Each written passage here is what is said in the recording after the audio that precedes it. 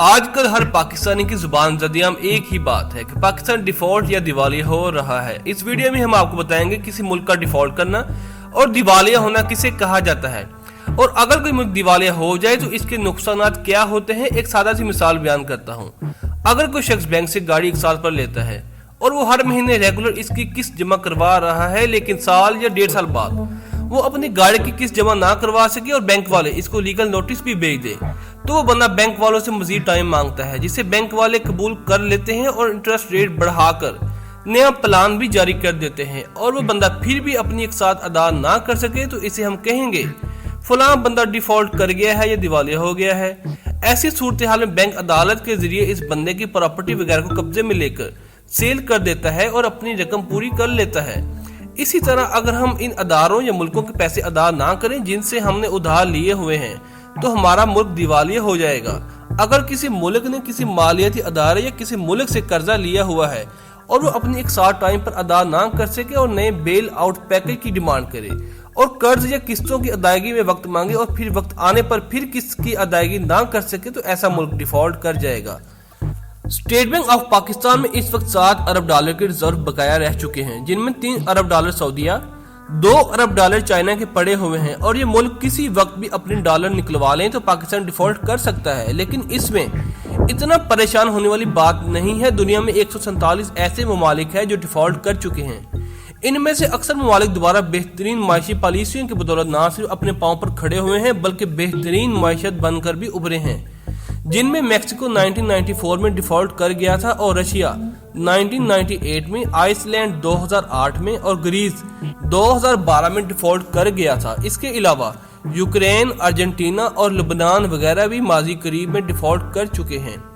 سری لنکا کی مثال ہمارے سامنے اس لیے بار بار دی جاتی ہے، وہاں ملک ڈیفالٹ کرنے کے بعد شہریوں کی طرف سے املاک کو نقصان پہنچانے اور صدارتی محل کو آگ لگانے کی وجہ سے دنیا بھر میں جگ ہنسائی ہوئی تھی۔ ہڑتال کرنے اور املاک کو آگ لگانے سے کوئی فائدہ نہیں ہوتا، الٹا ملک کا ہی مزید نقصان ہوتا ہے۔ لیکن ملکوں میں ایسا نہیں ہوتا جس طرح لوکل یا پرائیویٹ بینک کرتے ہیں، کہ یعنی اگر کوئی فرد یا کمپنی دیوالیہ ہو جائے تو اس کے گھر اور پراپرٹی پر قبضہ کر کے اس کو سیل کر دیا جاتا ہے۔ ممالک میں ایسا ہوتا ہے جب کوئی ملک ڈیفالٹ کر جائے تو سب سے پہلے اس کی امپورٹ بند ہو جاتی ہیں۔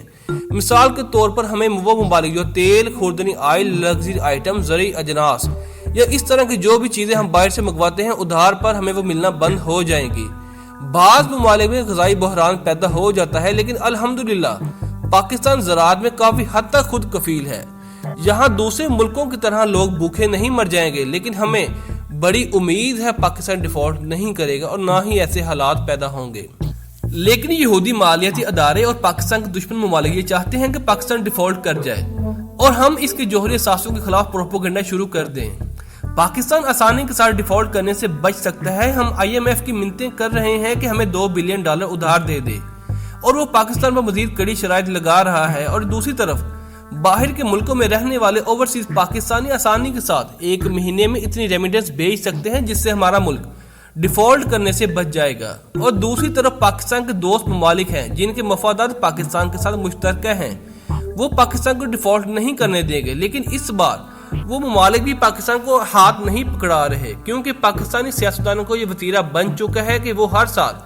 اپنے دوست ممالک کی جیبوں کی طرف دیکھتے ہیں۔ اور ہاں، ہمارے پاکستانی اپنے پیسے کو گن گن کے بینکوں میں رکھتے ہیں، جس سے ان کا پیسہ ہر سال ڈی ویلیو ہو جاتا ہے۔ مثال کے طور پر اگر کسی پاکستانی نے 1 سال پہلے اپنے سیونگ اکاؤنٹ میں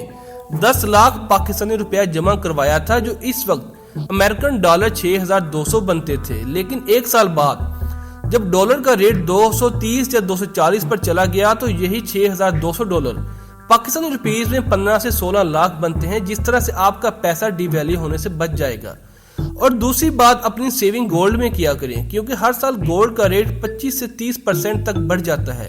اور پاکستانی حکمرانوں کو چاہیے جب باہر سے قرضہ مل جاتا ہے تو اس کو اپنی شہ خرچیوں پر ضائع نہ کیا کریں۔ جیسے پچھلی حکومت نے جان بوجھ کر 4 سے 5 مہینے پیٹرول کا ریٹ زیادہ نہیں کیا، کیونکہ اسے پتا تھا کہ حکومت چینج ہو جانی ہے اور اس کا دباؤ اگلی حکومت پر پڑ جائے گا۔ اور اسی طرح اس حکومت نے بھی اتنے سنگین حالات میں صرف اپنا ووٹ بینک بڑھانے کے لیے سرکاری ملازمین کی تنخواہوں میں نہ صرف اضافہ کیا بلکہ اور بھی بہت سی فضول خرچیات میں اضافہ کیا، کیونکہ انہیں پتہ ہے یہ بوجھ اگلی حکومت پر پڑنا ہے۔ ہمارے سیاستدانوں کو چاہیے کہ پاکستان کو اپنی اولین ترجیح میں رکھے، اس کے بعد سیاست کریں۔